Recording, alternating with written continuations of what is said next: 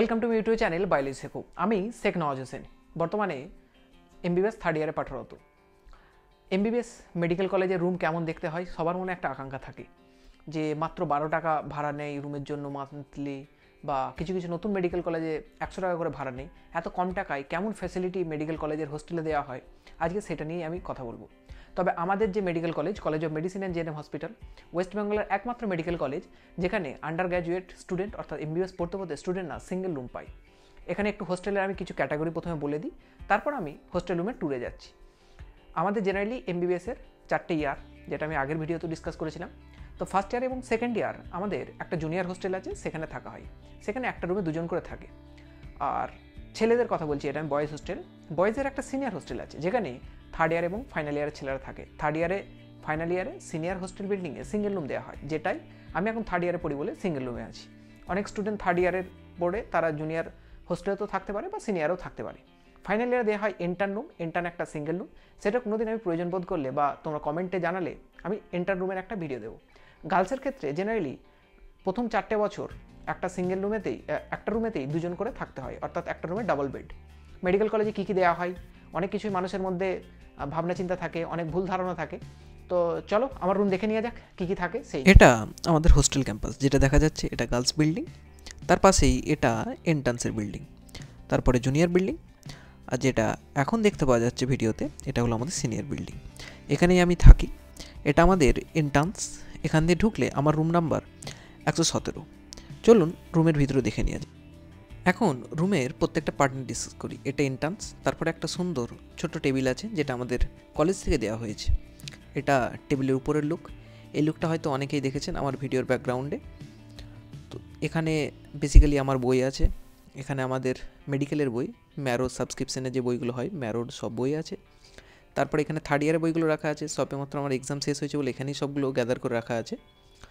আর এগুলো হচ্ছে আমাদের কপি, জেনারেলি খুব একটা বেশি ইউজ হয় না। গোটা এমবিবিএসে আমার এই কপিগুলো কম বেশি কাজে লাগে। এখানে কিছু জিনিসপত্র আছে। এটা আমার একটা ছোট্ট টেবিল ল্যাম্প, যেটা খুব কমই কাজে লাগে। এখানে আছে একটা ওয়াটার ট্যাঙ্ক টাইপ, যেটা আমরা জেনারেলি এখান থেকে কিনেই খাই। তারপর এন্ট্রান্সে আছে আমার সুইচ বোর্ড, যেটা দিয়ে আমার রুমের ম্যাক্সিমাম চলে।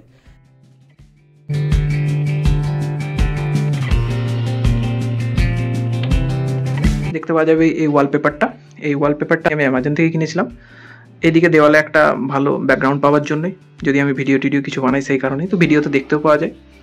তারপরে আছে এখানটা একটা হ্যাঙ্গার, যেখানে বেসিক্যালি আমি জামা বা গেঞ্জি কিছু ইউজ করি যখন উইকলি, সেটা এখানে রাখি। এটা হচ্ছে আমাদের কলেজের অ্যাপ্রন, যেটা মেডিকেল একটা এমবিএস স্টুডেন্টের জন্য অলংকার স্বরূপ, স্টেথোর মতোই। তারপরে আমাদের হসপিটাল থেকে দেয়, কলেজ থেকে দেয় এরকম একটা আলমারি, যেটা মোটামুটি যথেষ্ট লেন্থের। এর মধ্যে বেশ কিছু কম্পার্টমেন্ট আছে, যেমন দেখতে পাওয়া যাবে খুললি একটু। এটা হচ্ছে উপরে একটা, মাঝে একটা, নিচে একটা। জামা কাপড় এখানে একটু ক্যাওটিক ভাবে রাখা আছে। আর একটা ইনার লক পাওয়া যায়, এটা ইনার লকটা। এটা আলমারি, আর একটু জায়গা আছে এখানে আলমারির জন্য, সম্পূর্ণ একটা কম্পার্টমেন্টের মতো। এখানেতেই দড়ি দিয়ে আমি কিছু জামা কাপড় ঝুলিয়ে রাখি, যেমন আমার ব্লেজার বা কোট এসব কিছু। এটা হচ্ছে একটা জানালা, যেখানে আমার নিজস্ব কেনা পর্দা ওটা। আর এটা হলো আমার বেড।